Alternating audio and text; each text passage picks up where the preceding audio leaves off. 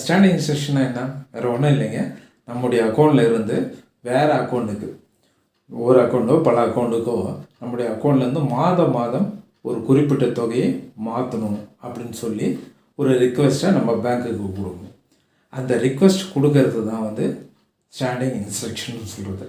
அதை ஸ்டாண்டிங் இன்ஸ்ட்ரக்ஷனும் சொல்லலாம், ஸ்டாண்டிங் ரிக்வெஸ்ட்னு சொல்லலாம். அதில் எந்த வித தப்பு இல்லை. பேங்க்குக்கு தகுந்த மாதிரி அது பேர் வச்சுருப்பாங்க. அதில் ஒன்றும் பிரச்சனை இல்லை. ஸோ இதில் என்ன முக்கியமானதுன்னா, நாம் நேராக போய் அதை மாற்ற தேவையில்ல.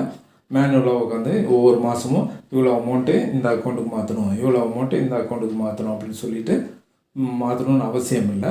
ஸ்டாண்டிங் இன்ஸ்ட்ரக்ஷன் கொடுத்துட்டோம்னா அதே கம்ப்யூட்டரை அந்தந்த நாளில் குறிப்பிட்ட தொகையை குறிப்பிட்ட அக்கௌண்ட்டுக்கு அதே ட்ரான்ஸ்ஃபர் பண்ணிடும்.